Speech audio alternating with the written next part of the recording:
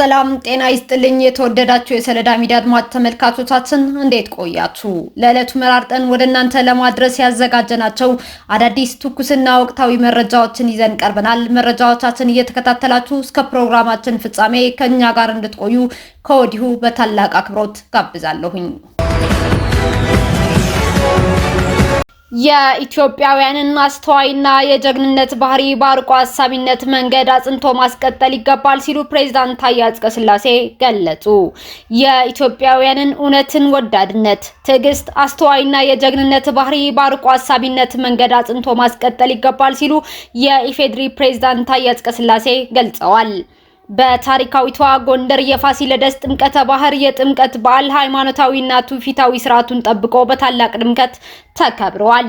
በአከባበር ስነ ስርዓት ላይ የኢፌዴሪ ፕሬዝዳንት ታዬ አጽቀሥላሴ ባስተላለፉት መልእክት ጎንደርን ከሚያደምቁ አበይት መንፈሳዊና ሃይማኖታዊ በዓላት መካከል ጥምቀት ግንባር ቀደሙ ነው ብለዋል።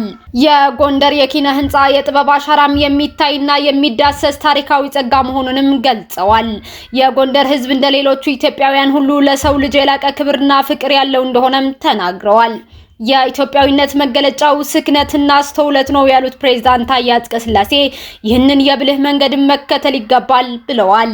የኢትዮጵያውያንን እውነትን ወዳድነት፣ ትዕግስት፣ አስተዋይና የጀግንነት ባህሪ በአርቆ አሳቢነት መንገድ አጽንቶ ማስቀጠል እንደሚገባም አንስተዋል። የኢትዮጵያ ሰልፏ በፍጥነት ከሚገሰግሱና ከሚራመዱት ጋር መሆን እንደሚኖርበት አጽንኦት ሰጥተዋል። በተለዋዋጭ የዓለም አቀፍ ሁኔታም ኢትዮጵያውያን አርቆ ማስተዋልና በተረጋጋ ሁኔታ መመልከት እንደሚኖርባቸውም አስገንዝበዋል። በአንድ ዓመት ውስጥ ያየሁት ለውጥ አስደናቂ ነው ያሉት ፕሬዝዳንቱ ሐሳብ፣ ትውልድና አመራር ሲስማማ ታሪክ መስራት እንደሚቻል ጎንደር ማሳያ ናት ብለዋል።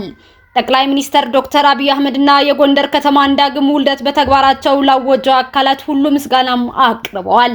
ትጉህ ልጆች ካሉ ግን ተስፈንጥሮ መሄድ እንደሚቻል በጎንደር ታይቷል ያሉት ፕሬዝዳንቱ ሐሳባችን ታፍራና ተከብራ የምትኖረውን ኢትዮጵያ ማጽናት ነው ብለዋል። በተያያዘ ዜና የጥምቀት በዓል በመላው ኢትዮጵያ በድምቀት የተከበረ ሲሆን በትግራይ ክልል ሰባ እንደርታ አውራጃ ዋና ከተማ በሆነችው ኪሃ ከተማ የሚገኙ የሰንበት ተማሪዎች እጅግ ባማረው አረንጓዴ፣ ቢጫና ቀይ ኢትዮጵያዊ መለዮ ዝማሪያቸው እያሰሙ የጥምቀት በዓልን አክብረዋል።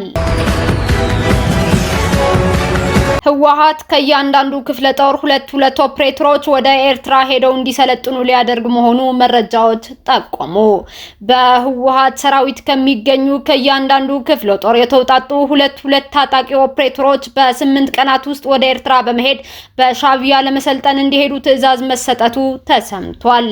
የመረጃ ምንጮቹ አያይዘው እንደገለጹት ይህንን ትዕዛዝ ያስተላለፉት ብርጋዴር ጀነራል ኃይለ ሥላሴ ግርማይ ወይም በቅጽል ስማቸው ወዲም በይተይና በጀነራል ፍስሐ ኪዳኑ ወይም ፍስሐ ማንጁስ መሆናቸውም ተጠቁመዋል። አዲስ አበባ ዩኒቨርሲቲ በምስራቅ አፍሪካ ካሉ ዩኒቨርሲቲዎች ቀዳሚውን ደረጃ ያዘ። አዲስ አበባ ዩኒቨርሲቲ በኪዩኤስ ወርልድ ዩኒቨርሲቲ ራንኪንግስ በምስራቅ አፍሪካ ካሉ ዩኒቨርሲቲዎች ቀዳሚውን ደረጃ ይዟል። የከፍተኛ ትምህርት ተቋማት በየጊዜው በሚያስመዘግቧቸው የመማር ማስተማር፣ የምርምርና የማህበረሰብ አገልግሎት ዘርፍ ውጤቶች በየዓመቱ በመላው ዓለም ደረጃ ይወጣላቸዋል።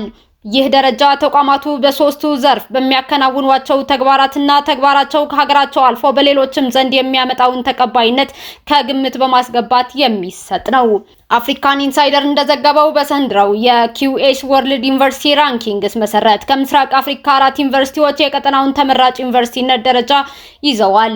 ዩኒቨርሲቲዎቹ በተከታታይ ባስመዘገቡት የማስተማር የምርምርና የማህበረሰብ አገልግሎት ብቻም ሳይሆን በፈጠራና በቀጠናው ልማት ላይ ያበረከቱት አስተዋጽኦም ከግምት ውስጥ ገብቷል። በዚህም መሰረት በኢትዮጵያ ቀዳሚ የከፍተኛ ትምህርት ተቋም የሆነውና ዘንድሮ የተመሰረተበትን 75ኛ ዓመቱን እያከበረ የሚገኘው የአዲስ አበባ ዩኒቨርሲቲ በቀዳሚነት የተመረጠ ሲሆን የዩጋንዳው ማካሬሬ ዩኒቨርሲቲ ሁለተኛ፣ የኬንያው ናይሮቢ ዩኒቨርሲቲ ሶስተኛ እንዲሁም የሱዳን ዩኒቨርሲቲ ኦፍ ካርቱም አራተኛ ደረጃን ይዘዋል። አዲስ አበባ ዩኒቨርሲቲ በኢትዮጵያ ቀዳሚውና ከፍተኛ ተቀባይነት ያለው ዩኒቨርሲቲ መሆኑን ያስታወሰው ቢዝነስ ኢንሳይደር ከተመሰረተበት ጊዜ ጀምሮ የሀገሪቱ የእውቀት ጀርባ አጥንት ሆኖ በማገልገል ለ75 ዓመታት ለሀገሪቱ ፖሊሲ አውጪዎች፣ ምሁራን፣ ባለሙያዎችና የሀገር አስተዳዳሪዎች አፍርቷል እንዳፈራም በዘገባውም ገልጿል።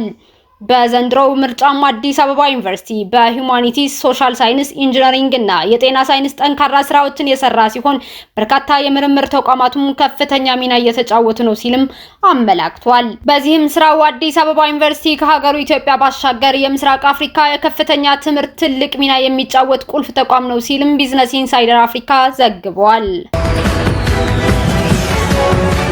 በናይጄሪያ አየር ኃይል ከ40 በላይ ሽብርተኞች እንደተገደሉ ተገለጸ። በናይጄሪያ ቦርኖ ግዛት በሽብር ቡድኖች ላይ የተሰነዘረ የተቀናጀ የአየር ጥቃት ከፍተኛ ድል መመዝገቡ ተነግሯል። ኦፕሬሽን ሃዲንካይ በተሰኘ መጠነ ሰፊ ዘመቻ የአየር ኃይሉ ባካሄደው ጥቃት ከ40 በላይ ሽብርተኞችን መደምሰስ ተችሏል ተብሏል። የአየር ኃይሉ የህዝብ ግንኙነትና መረጃ ዳይሬክተር ኤር ኮሞዶር ኢሂሜን ኤጆዳሚ እንደገለጹት ጥቃቱ የተፈጸመው በቦርኖ ግዛት አዚርና ሙሳራም በተባሉ አካባቢዎች ነው። አርብ ማለዳ የአየር ኃይል አውሮፕላኖች ከምድር ጦር የቀረበላቸውን የድንገተኛ ድጋፍ ጥሪ ተከትሎ ወደ ስፍራው አቅንተዋል። ጥቃቱ በዛፎች ስር ተሸሽገው ዳግም ለመደራጀት ሲሞክሩና እየሸሹ የነበሩ ሽብርተኞችን ኢላማ ያደረገ ነው ብሏል።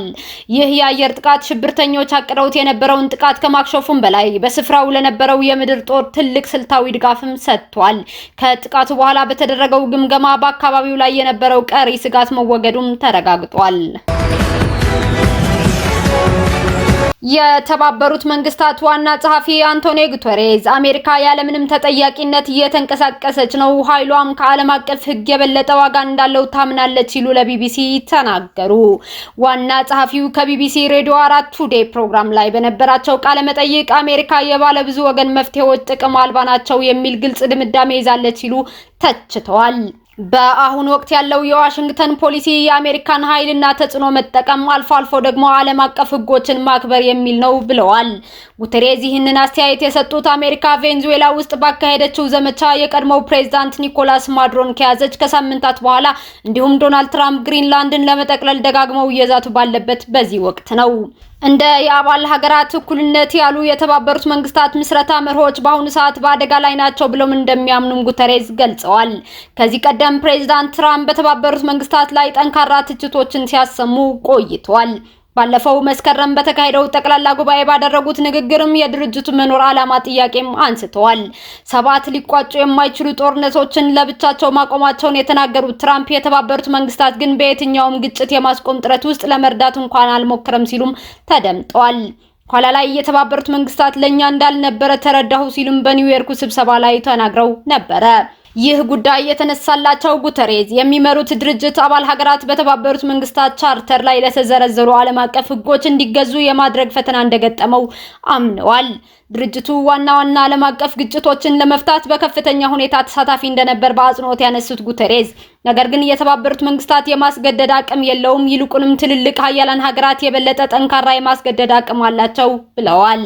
ይህ የበለጠ የማስገደድ አቅም ለግጭቶች ትክክለኛና ዘላቂ መፍትሄዎችን ለማምጣት እየዋለ ነው ወይስ ለጊዜያዊ መፍትሄዎች ብቻ ነው ሲሉም ጠቅሰዋል። በሁለቱ ነገሮች መካከል ትልቅ ልዩነት አለም ብለዋል። አክለውም የመንግስታቱ ድርጅት 193 አባል ሀገራት የሚገጥሟቸውን ከፍተኛ ችግሮችና ተግዳሮቶችን ለመወጣት ማሻሻያ እንደሚያስፈልገው ተነግረዋል። ዋና ጸሐፊው የህግ የበላይነት በኃይል የበላይነት መተካት አለበት ብለው የሚያምኑ አሉ ሲሉም መቀሳቸውን አሰምተዋል። እስካሁን አብራችሁን ከኛ ጋር ስለነበራችሁ እያመሰገንኩኝ በሌሎች መረጃዎች እስክንመለስ እንደተለመደው የሶለዳ ሚዲያ ቤተሰብ በመሆን ላይክ፣ ሼር፣ ሰብስክራይብ ማድረጋችሁን አትርሱ። አዳዲስ ትኩስና ወቅታዊ መረጃዎቻችን በቶሎ እንዲደርሷችሁ የደወል ምልክቷን ይጫኑ። ስኬት፣ ድልና ሰላም ለኢትዮጵያውያን። ሶለዳ ሚዲያ